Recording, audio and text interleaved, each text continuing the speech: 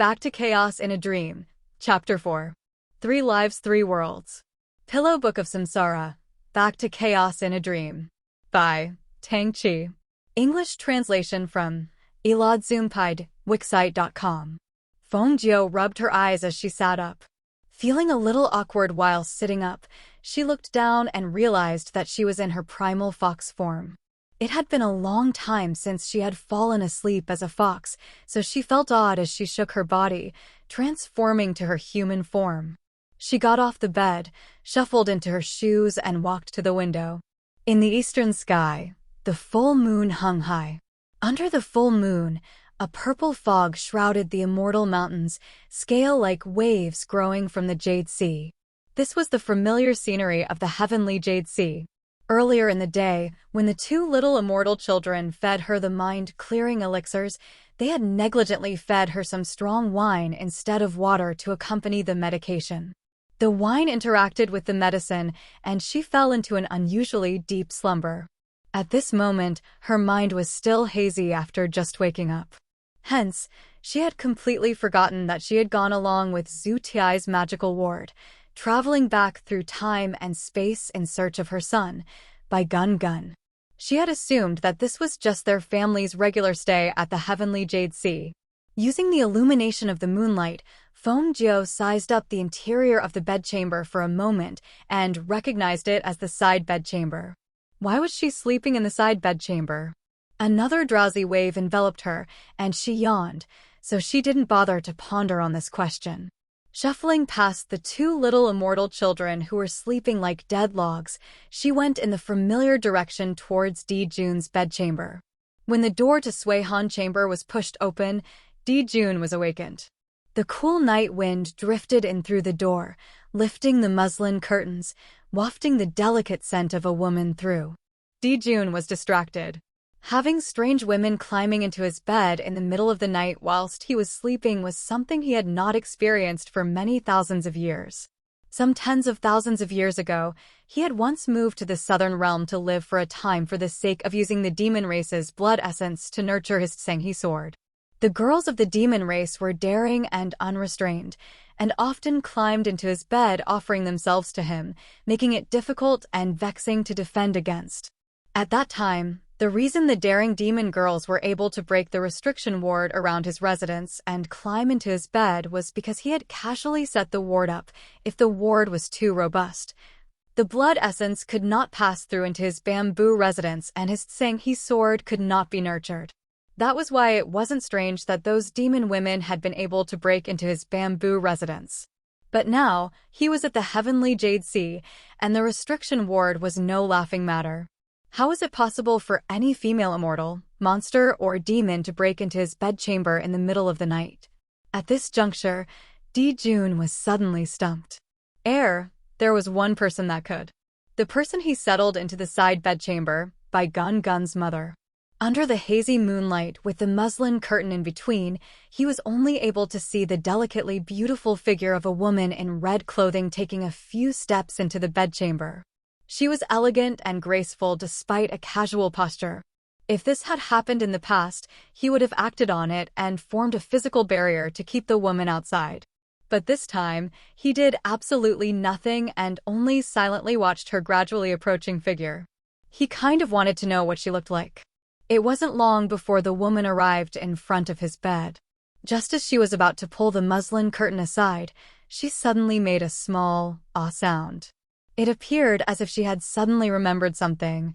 I need to change into my night clothes. As she said those words, she moved with familiarity around the jade bed and walked towards the wardrobe inside his chamber. Then her soft voice rang out, Where are all my night clothes? Why are they all Di Jun's? This wardrobe is definitely the right one. Never mind, I'm sleepy, I'll just wear his night clothes first. The swishing sound of clothing being changed followed. Di Jun sat up, flicking his hand, and the clamshell at the end of the bed slowly opened, revealing an egg-sized pearl emitting a gentle fluorescence. The light was weak, but it was enough to brighten the muslin curtain. The sound of footsteps were soon audible, and in the next moment, the muslin curtains were parted. The woman's face was completely revealed by the glimmer of the pearl. Dijun raised his head, and their eyes met in midair. It was an intensely exquisite face, delicate with a slight childlike air. It was clear to see that she was still a young maiden. Her cloud-like hair cascading down her back, her dark brows were slender and long, her large apricot eyes glossy, the bridge of her nose straight and upright, a small delicate mouth, and lips the color of cherries. Dijun, who had never placed beauty in his mind's eye, had to admit that this face was so exceedingly beautiful that he found it moving. The floral pattern adorning her forehead, whether it was artfully painted or a natural birthmark, had tiny specks of beautiful vermilion red, just like a closed phoenix plume, adding 2 more points of glamour to her beauty like a finishing touch. Dijun felt that his future self 260,000 years into the future still had a really good eye, but this age gap. The young maiden did not seem to realize that Dijun was examining her closely.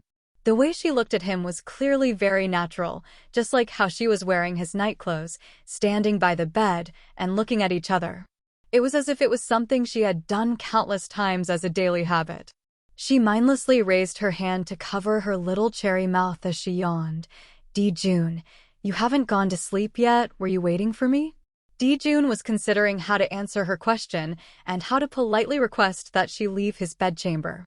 But before he could finish thinking, she had already kicked off her shoes and climbed into his bed, naturally squeezing herself against his chest, muttering to herself, so sleepy.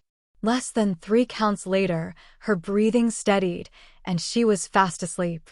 Dijun wasn't sure what to say, but at the same time, he was very rarely unsure of what to do. Yet he still did not push her out of his bedchamber. The pure, sweet breath of the young maiden gradually filled the muslin curtain. After the duration of 1 incense stick, Dijun realized that he had a question. When she was a little fox in the day, he had not felt it. But now that she had transformed into her human form and was lying closely against him wrapped in his embrace, her breathing was clear and could easily be discerned.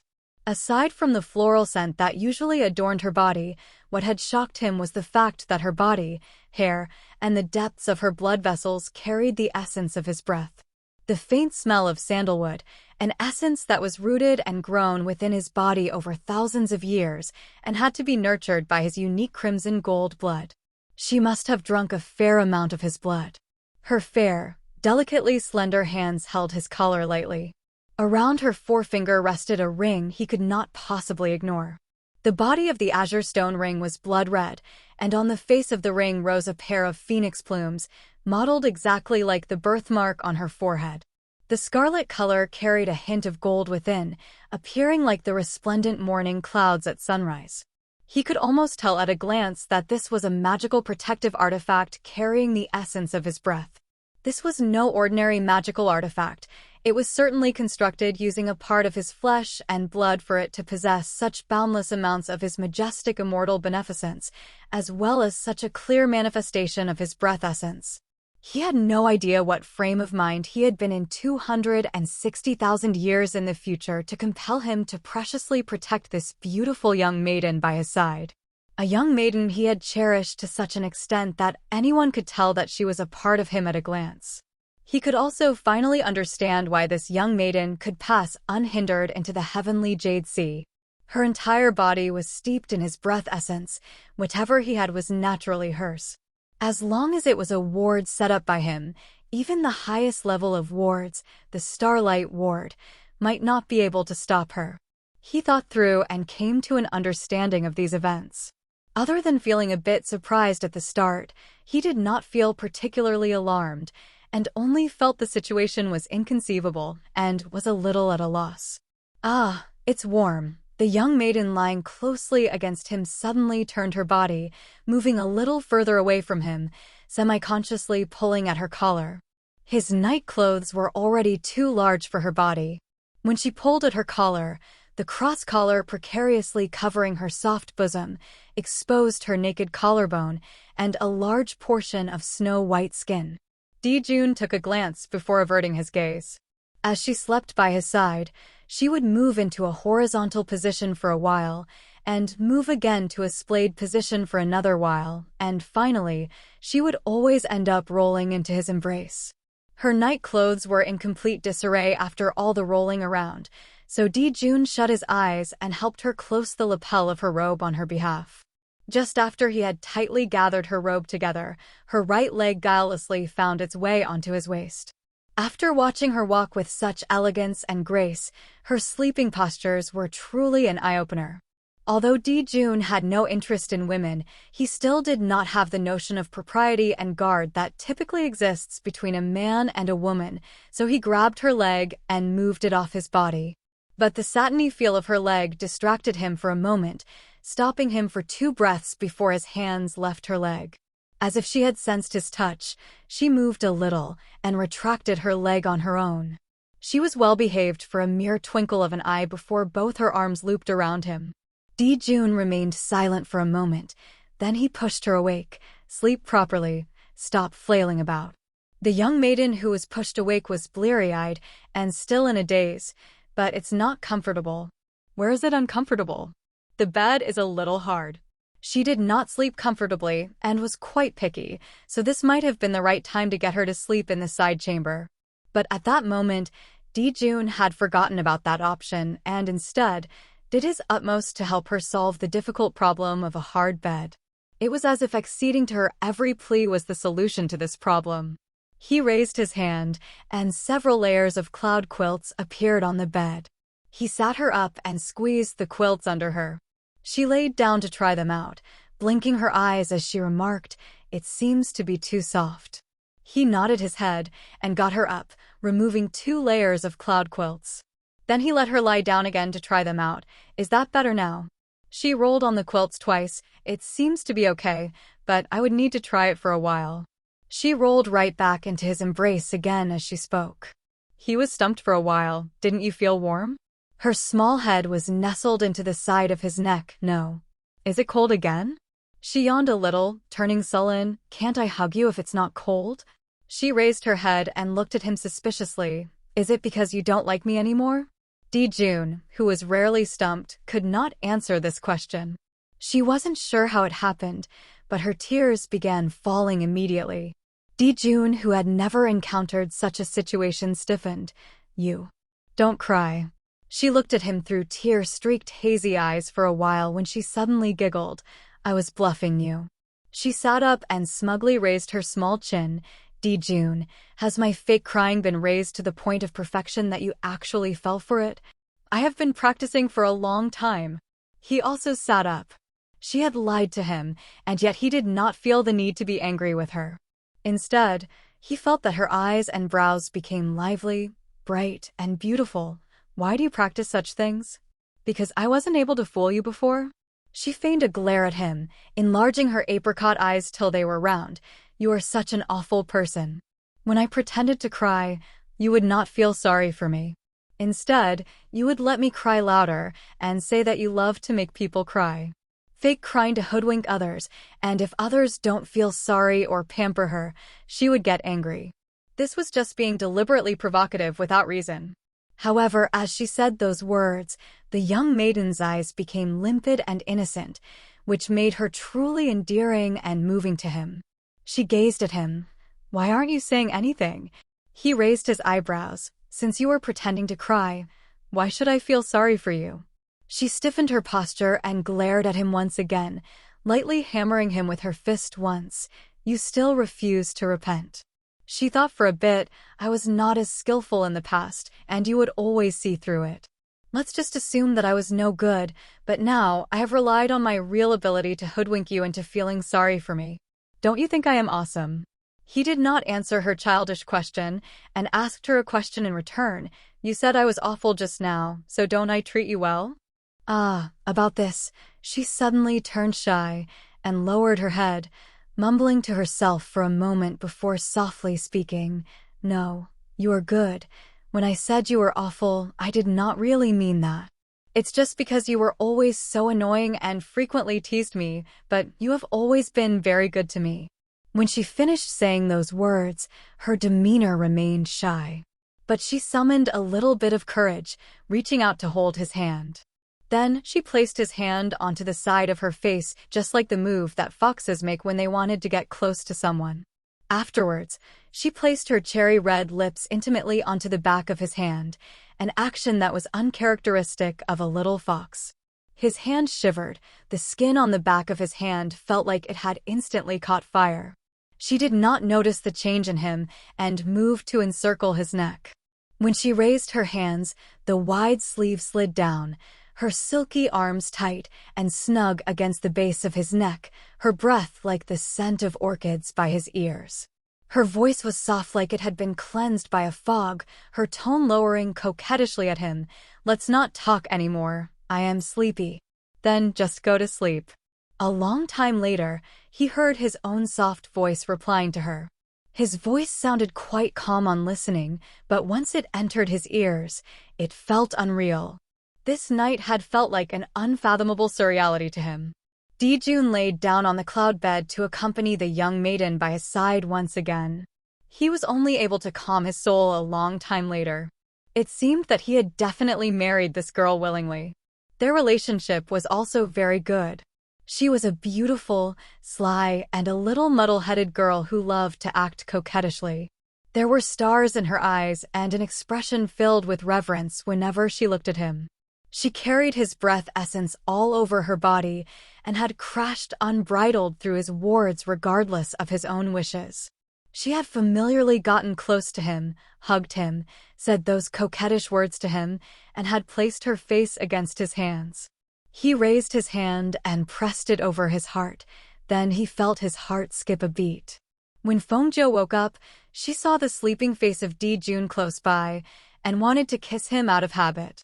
As she moved her head closer to him, she thought about the fact that Dijun was supposed to be in seclusion and that she was the one who had personally sent him to Yangshu chamber. Just as she was about to reach the young man's lips, she suddenly reacted to her thoughts like a quiver and immediately got up, pulling herself into a proper sitting position. Yes, she had definitely sent Dijun to Yangshu chamber for his seclusion. After that, she had left Taichung Palace to look for Gun Gun, preparing to take him back to Qingqiu. As it turned out, the steward of Yuanji Palace, Fairy Tianbu, had hurried to meet her, saying that His Highness, Lian San, had some urgent business to request of her. She followed Tianbu to Yuanji Palace. It was only after she got there that she found out Gun Gun had accidentally collided into Goddess Zutiai's seclusion ward and had been sent 260,000 years back to the Age of Chaos. Goddess Zuti had consoled her by saying that fortunately this wasn't a big matter. Based on the traces left behind by the light wave that sent Gun Gun back to the past, she was able to calculate that Gun Gun would be able to return 449 days later. Goddess Zuti had seen a great many major situations and felt that this wasn't a big issue.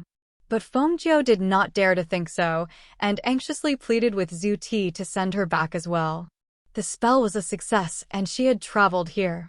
But she remembered that the ward had sent her to the banks of the Golden Mirror Lake, so why was she currently on Dijun's bed? Her mind was like a patch of glue, the events of the night before flashing through her mind in several segments, making her mushy brain feel even more chaotic. Right at this moment, the young man awoke and sat up, quietly watching her. The only thing Fengjiu knew was that this Dijun was from 260,000 years before, so he would not know her. She stuttered as she tried to explain, "If I told you this, you might not possibly believe me, but I am your empress. I have time traveled from 260,000 years in the future to this time. I have come mainly to search for my son, and also your son. He had accidentally collided with Goddess Zutiai's ward and had been sent here. If you don't believe me," she steeled herself, "I can tell you that your lower back has a..." "I believe you," Dijun interrupted. "The Gun Gun you are looking for is also here in the Stone Palace." Fengjiu heaved a sigh of relief after knowing Gun Gun was safe, but at the same time she was surprised. "You believe me just like that?" She was a little dazed. "How could you believe me so easily?" Dijun calmly replied, "I do indeed have a mole on my lower back after all." Fengjiu felt that he really had no sense of vigilance. What if I had seen it by secretly watching you bathe? Dijun was very patient. I don't believe you could have watched me bathe in secret and leave entirely intact. Fengjiu gave it a thought and concluded that this was true. This is also true, she said, but I could possibly have. Dijun cut her short. Do you want me to believe you or not? Fengjiu was caught for a moment of course I want you to believe me. Dijun nodded and got off the bed. I believe you. I'll take you to see by Gun now. He paused momentarily, his mood not apparent, and appeared to merely ask in passing, then you will immediately take him back, right? Fengjiu shook her head. Goddess Su Ti has said that we will probably need to stay here for over 400 days to wait for a destined opportunity. Only when that happens will we be able to return. Oh, Dijun adjusted his sleeves, so you still need to stay for over 400 days. He glanced at her. What are you both planning to do over the next 400-odd days? In the process of talking to Dijun, last night's fragmented memories finally pieced themselves together. Fengjiu made a quiet ah sound.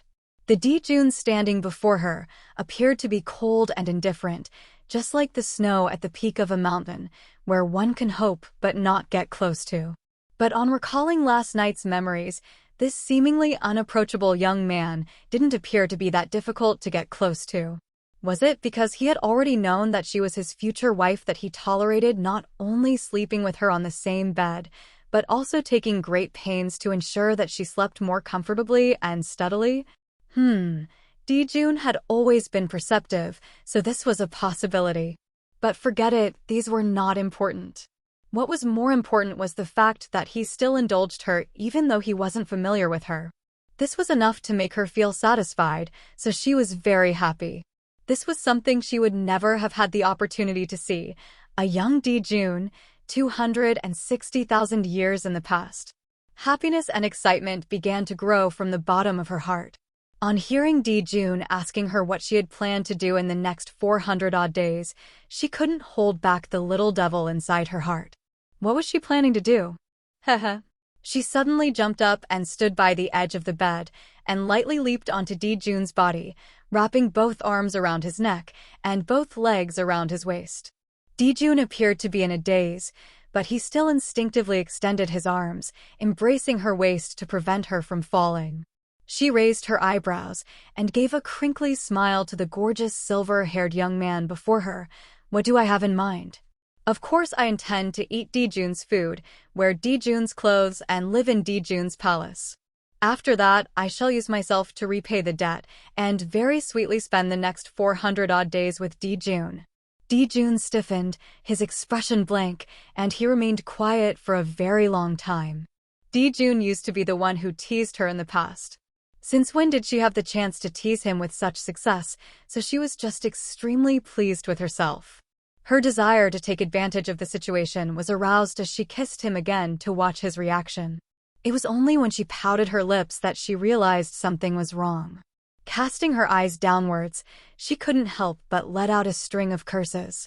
Dijun had actually turned her back into her primal fox form. At the breakfast table of the heavenly Jade Sea, Gun was very happy to see his mother, so he ate an extra bowl of food. But Jiu did not seem to have a good appetite. Gun couldn't help worrying, and showed his concern by inquiring after her. Jiu, why aren't you happy? Is it because the food is too bland? Gun nodded his head in earnest. I know you love food with a stronger flavor. Fengjiu shook her head. It's not because of that. Appearing level-headed as she had always done in front of Gun. It's just that when I wanted to kiss your father lord this morning, he ended up turning me into a little fox. Wouldn't you say he was too much? Wow!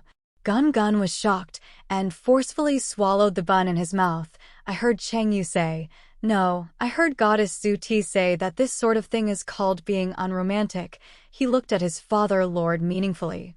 Goddess Su Ti also said that unromantic men were destined to lead a lonely life and would not be able to find a wife in 3 lives, 3 worlds. Dijun raised his eyes. If I wasn't able to find a wife, where do you think you came from? Gun was stumped for a while. Fengjiu, who was by his side stabbing at a bun, backed Gun softly. Even if you did manage to get me, then you will also lose me very quickly. Dijun looked her in the eye indifferently. I have had you for less than a day and have not had the time to get used to it. Losing you wouldn't count for much. Fengjiu and Gun was stunned. Mother and son looked at each other, unsure of how they should respond to come out on top of the situation, so they could only have their meal in companionable silence. After breakfast, Fengjiu brought Gun to the immortal mountains to fly his kite. Gun was an immortal child born in the mortal realms. For 200 years after his birth, he had never seen his father lord. It wasn't until Jiao brought him back to 9 heavens 200 years later that he returned to Taichung Palace to pay homage to his ancestry. That was also the first time he had met his father lord. But since his first meeting with his father lord had been doing his utmost in cherishing his mother in every way. But this morning at the breakfast table, his father lord had said it wasn't a loss to him if he didn't have Jiao. This caused Gun to worry, so he couldn't help asking Fengjiu privately, was the father lord before I was born this difficult to deal with? Fengjiu, who was lying on the grassy underbrush chewing on the root of a reed pipe, softly sighed. Yes, he was especially difficult to handle. She even flaunted her achievement to him, but I, your mother, did manage to settle him. Wouldn't you say your mother is awesome? Gun nodded his head in reverence, but he still felt worried for her. But the father lord of this time has treated Jiao a little coldly. If he doesn't want to be nice to you, what are you going to do, Jiao? Fengjiu remained calm. There's nothing to be done. He only needs to take care of our food and lodging. She smiled. I want to see what your father lord was like in his youth, so I am not concerned if he currently treats me well or not. It's because I have already obtained the best June at the right time anyway. Gun could not really understand her words, so Fengjiu smiled and stroked his head. But what Fengjiu did not comprehend at this moment was, there was no such thing as the right time to have the best June. This was because the June of any time has always been the best one. However, she would comprehend this very soon. End of Back to Chaos in a Dream, Chapter 4.